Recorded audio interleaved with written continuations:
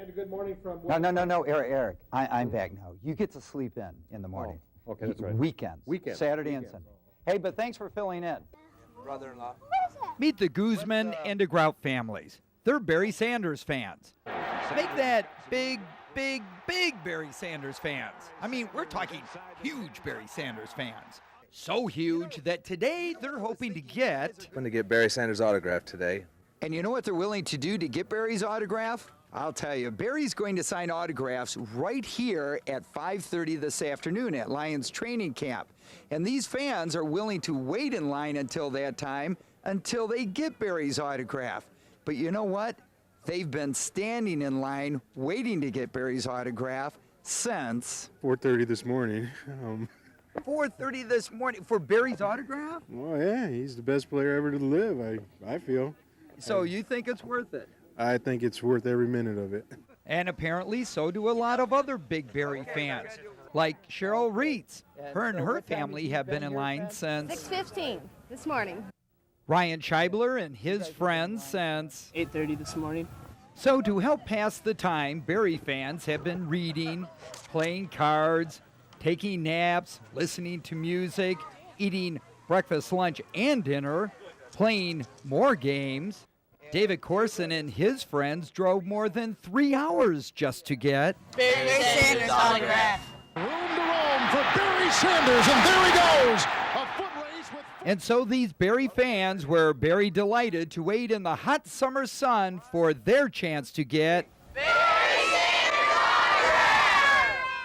And getting back to the Guzman and DeGrout families. Just how long are you guys willing to wait? Well, as long as it takes to get it. Hanson's kick. And it's good. It just The pros, like the Lions' Jason Hanson, make it look so easy. But even the pros have their off days. It was a high snap and it's blocked. Now, if you're like me, and tell the truth here, you've sat in the stands just like I'm doing right now, and you've watched these guys try to kick field goals on the field, and you think, hey, I can do that, right? Well, today, Kevin Perkins of Chesaning gets to do just that. Kevin is going to try to kick a field goal at Lions training camp for $10,000. Are you nervous? I'm very nervous, yes. I'm really excited for this opportunity to do it, and I think I can do it. So today, Kevin went to his hometown high school football stadium in Chesaning and got some much-needed help from the Indians' place kicker, Anna Manderson. Through the ball. When you take your 3 steps back, your whole body should be aligned with your target. And so with his whole family watching and cheering him on, Kevin kept kicking. After all, practice makes perfect, right? So close. And Kevin's children hopes that he makes it because they've already got the money spent. Oh, what are you going to spend it on? Close. I had an idea if I get the share, I might buy myself a BMX bike because I've always been wanting one. Good luck. Mm-hmm.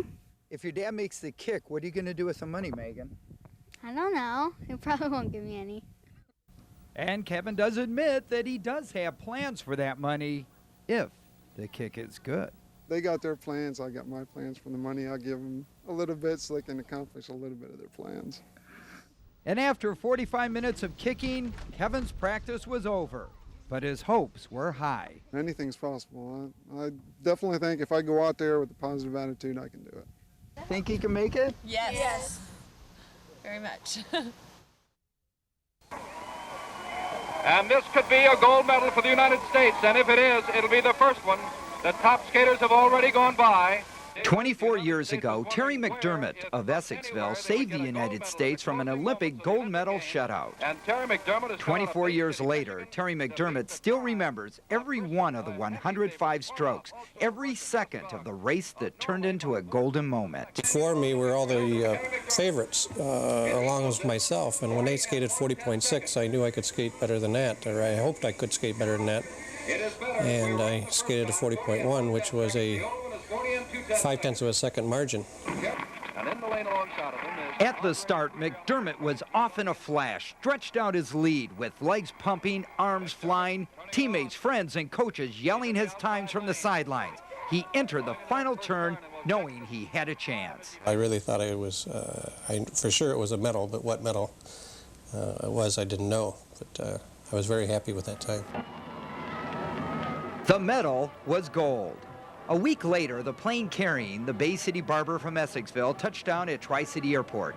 And in a touching moment, thousands of people from mid-Michigan said thank you.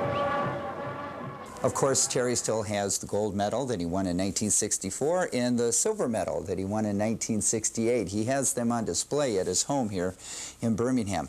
But you're not going to find his skates here. He broke those during the U.S. Olympic trials, so he borrowed his coaches, and he had such great success with them that he decided to wear them when he went for the gold.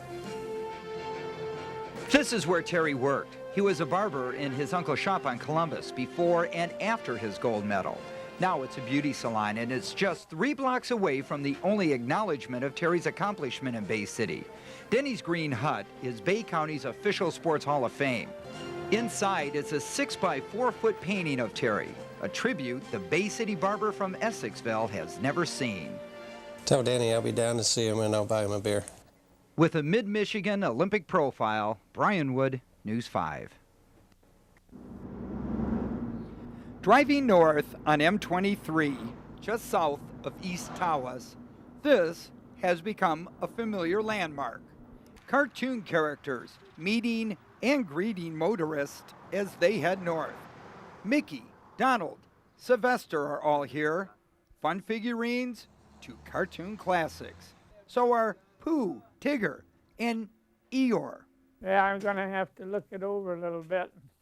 They're the work of this man, 86-year-old Gordon Clute, who, over the last 35 years, has handcrafted 68 of these figurines with tender, loving care. This one here probably take me 6 weeks, 8 weeks, sometimes. That's a lot of work. Yeah, it is a lot of work. But since Gordon's retired, he doesn't mind the work, and making the cartoon characters has become his passion. And he's always inviting passerbyers to share in his pride and joy. Day before yesterday, I looked out here and there was 7 cars parked. Sometimes there's 50 people a day or more to stop here, weekends especially. And they bring their little kids and they have a ball. And you don't charge anybody? Oh, no. No. Ready? Not only does Gordon encourage people to take pictures of the cartoon characters, but he also has them arranged so you can sit and visit with them, like Bugs Bunny here. These figurines have been sitting out here for years, but a couple of weeks ago, the unthinkable happened.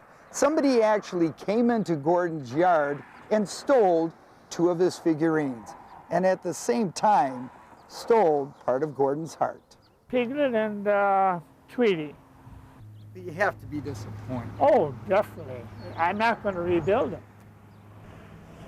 I'm getting too old. Gone forever then. As far as I know, yeah. But not if the police can help it. They're looking into leads, and they might even feature the cartoon character caper in their Crime Stoppers episode. Put a lot of time into this here, a lot of effort. He loves doing this. The community loves it. The visitors love it. We'd like to get it back for him. Brian Wood, WNEM 5 News, East Tawas.